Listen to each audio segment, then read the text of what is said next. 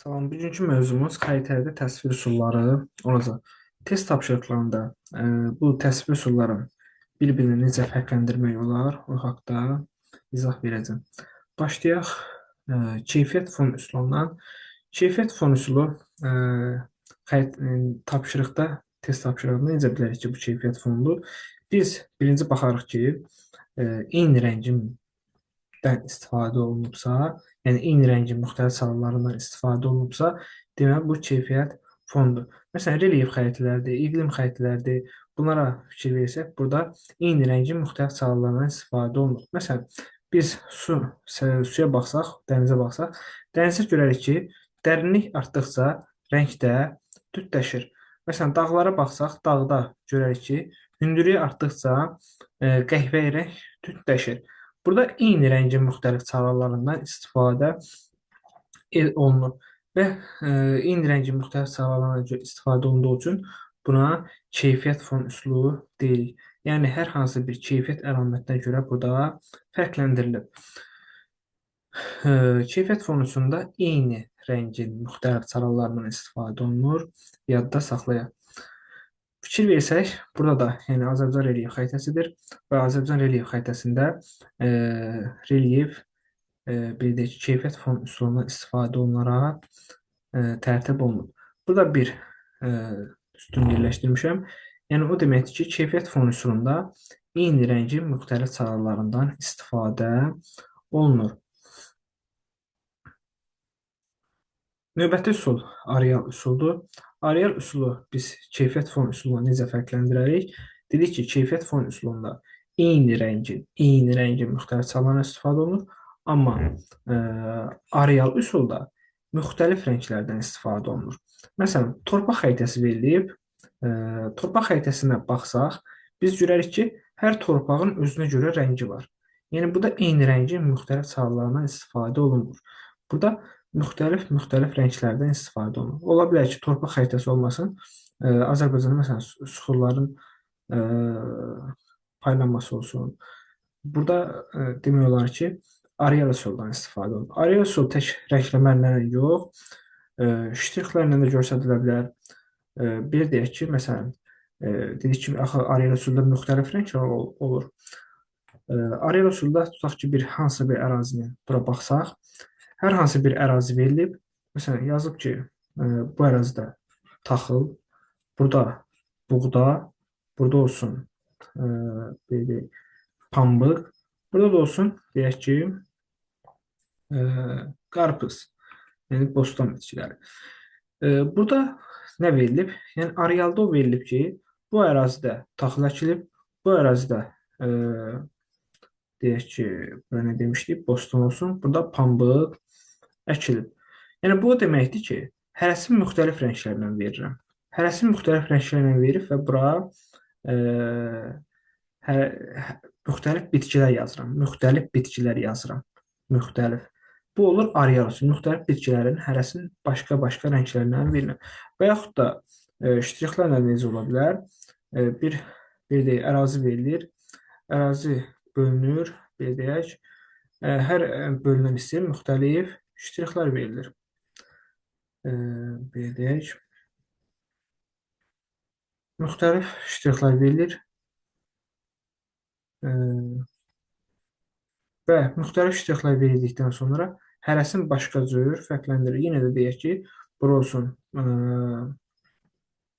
taxıl, bura olsun qarğıdalı, bura da olsun bostan bitkiləri deyək ki.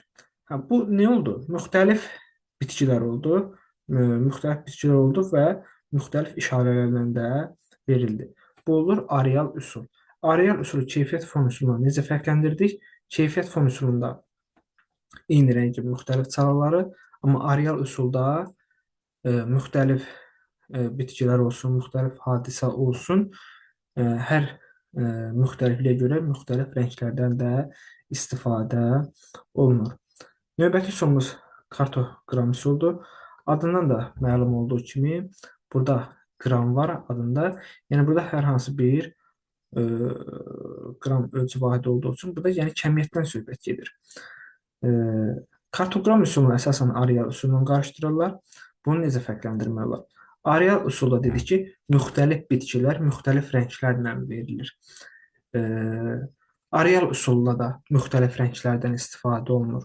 Amma Arial üsulu e, kartoqram üsulu da dedik ki, müxtəlif rənglər olur. Bunları necə qarışdırmamaq olmaz. Məsələn, Arialda dedim ki, müxtəlif bitkilərdə. Amma kartoqramda bir bitki verilir. Məsələn, dənli bitkilər cümləsi bir gedir də, yəni bunun içində taxılı buğda gedir.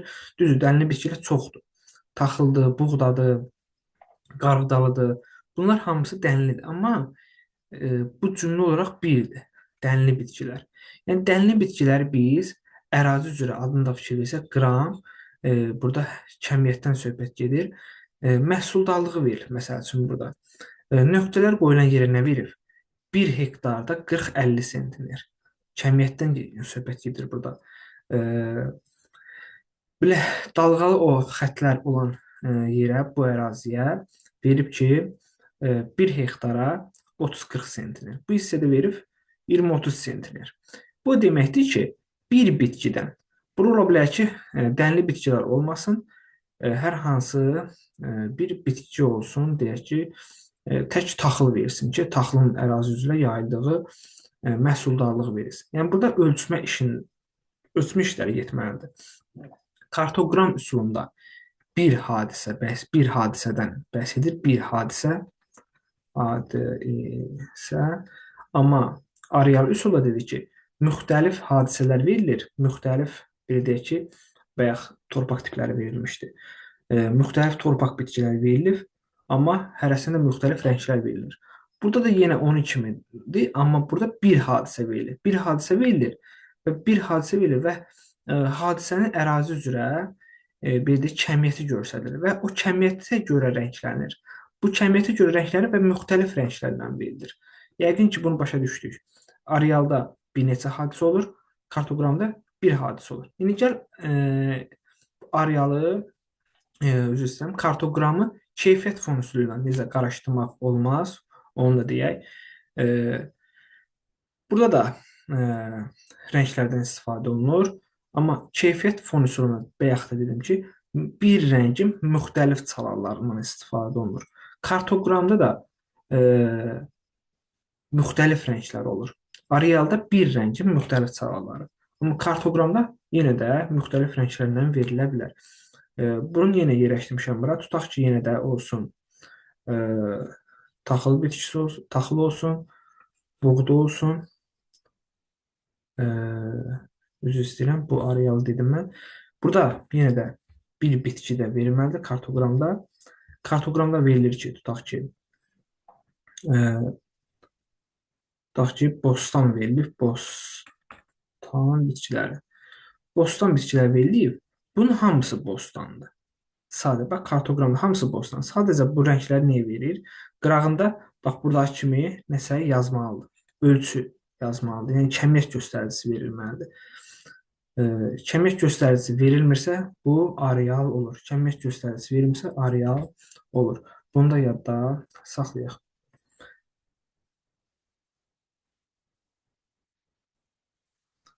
Növbəti üsulumuz kartodiaqram üsuludur. Kartoqramla qarışmayaq. Bunda kartoqram bayaqki qram idi. Bunda kartodiaqramdır. Kartodiaqramda yenə də burada da kəmiyyətdən söhbət gedir. Sadəcə buradakı kəmiyyət həndəsə fiqurların köməyi ilə verilir. Əsasən dairələrdən istifadə olunur. Burada niyə kəmiyyətdən söhbət gedir? Nə üçün deyirik kəmiyyətdən də buradadır? Burada kəmiyyət onu göstərir ki, məsələn, Qusar rayonu, Xaçmaz rayonuna baxsaq, sənaye xəritəsi verilib. Sənaye xəritəsində görürük ki, Xaçmazda daha böyük dairə verilib, Qusarda isə daha kiçik dairə verilib. Deməli, Xaçmazda sənaye daha yaxşı inkişaf edir. Bu da bunun kəmiyyətini göstərir. Xaçmazda dedik ki, Qusardan daha yaxşıdır sənaye. Və bu da oldu bunların kəmiyyəti.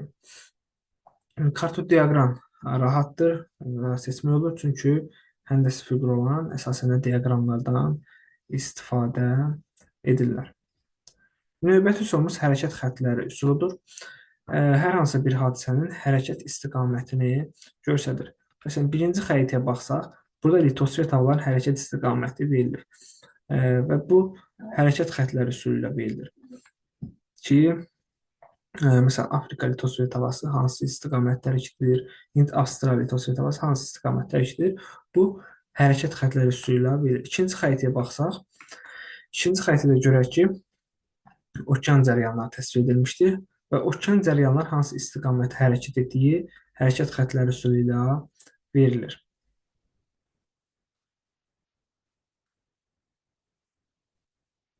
Növbəti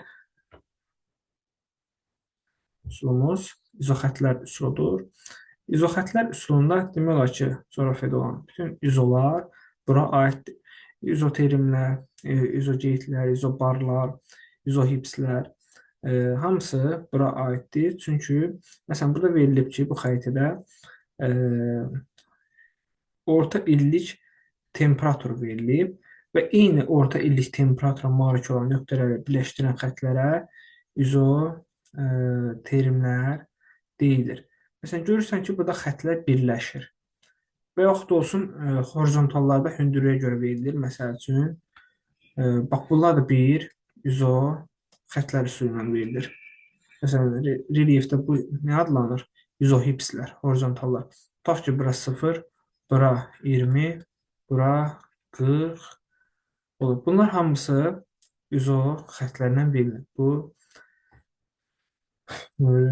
relyef xəritələrində, yağıntılarda, temperaturun paylanmasında istifadə olunur. İzoxəttlər üsulu.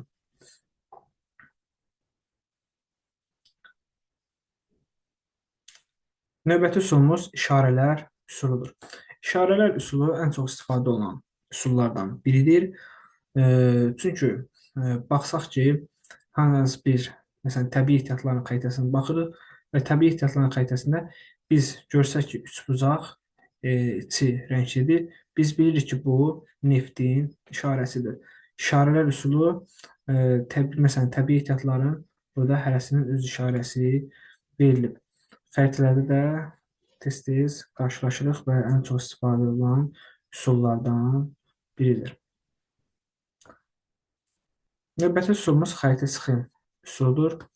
Xəritə sxem üsulu coğrafi məlumatların əyani və anlaşılan üsulla göstərildiyi. Əyani və anlaşılan o deməkdir ki, yəni Qız qalası, biz bilirik ki, Qız qalasının forması necədir və bu Qız qalasının formasını görürsünüz, yəni xəritədə təsvir edirlər. Əyani və anlaşılandır ki, bu Qız qalasıdır. Burada bu cümlədə diqqət etmək lazımdır. Xəritə sxemlərdə qrafiklərdən üstün üsullarından istifadə olunur. Yəni burada qrafika üsullarından istifadə olunur. Əl qrafiklərindən də deyə bilərik. Bu da testlərdə tapmaq çox rahatdır.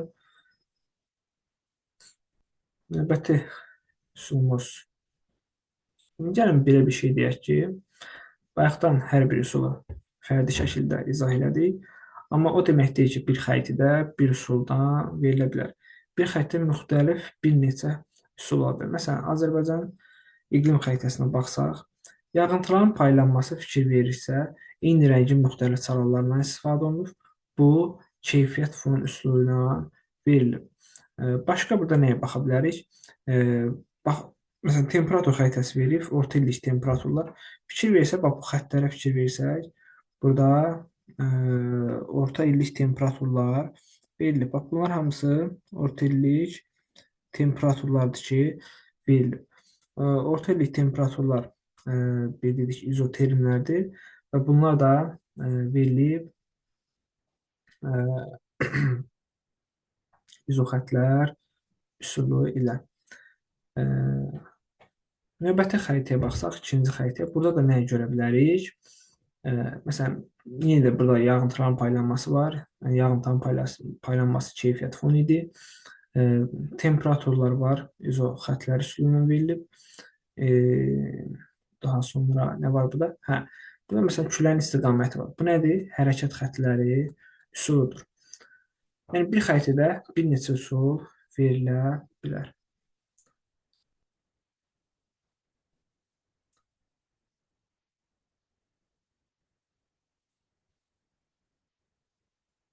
Növbəti gəlin buna da baxaq. Anamorfoz xəritələr. Anamorfoz xəritələr nədir? Anamorfoz xəritələr riyazi statistik məlumatlar əsasında hazırlanır. Bu nə deməkdir? Yəni birinci xəritəyə baxsaq, burada elmi tədqiqat işlərindən yaxşı olan, bir də güclü olan ölkələr verilib və hansı ölkələrdə elmi tədqiqat işləri yaxşıdır. Ən çox da fikir versək, inkişaf etmiş ölkələr götürürük. Məsələn, ABŞ, bu hissədə ABŞ verilib. Avropanın yüksək inkişaf etmiş ölkələri daha qabarıq verilib. Məsələn, Yaponiya, Çin. Fikir versək, bu ölkələr daha qabarıq verilib. Fikir verirsə, Afrika neyniyib? Afrika kiçilib. Bu nə olur? Elmi tədqiqat işlərinə ayrılan xərclərdə, yaxud da elmi tədqiqat işlərinin daha yüksək inkişaf etdiyi ölkələr. İkinci xəritəyə baxsaq, ikinci xəritədə görərik ki, Çin daha böyük təsvir edilib. Çin deyiləcəksəm, Hindistan daha böyük təsvir edilib. Daha sonra Çin daha böyük təsvir edilib. Afrika ölkələri çox da kiçilməyib, normaldır. Avstraliya yoxa çıxıb, çox kiçik təsvir edilib. Biz baxırıq, testdə qarşımıza çıxarsa, testdə bu cür sualları biz variantla işləyirik. Variantda da baxırıq ki, məsəl üçün, ikinci xəritə verilib. Baxırıq ki, bir variantda yazıb ki, A variantda yazıb ki, elmi tədqiqat işlərinə qoyulan xərclərin daha çox olan ölkələr. Baxırıq ki, Afrika böyük təsvir olunur. Afrika ölkələri böyükdür. Bu da elmi tədqiqatlar nə gəzir? A variantını çıxarıq. Olsun, məsəl üçün, verib ki,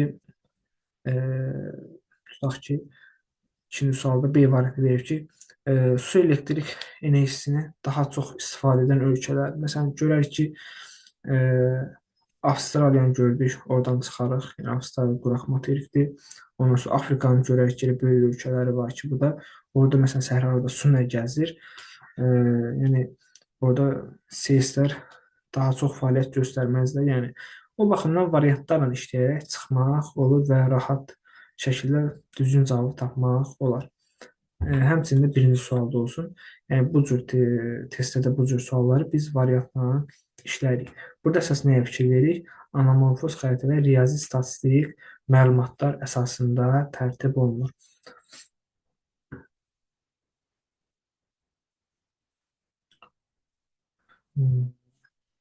Çox sağ olun. Bu günlük bu qədər.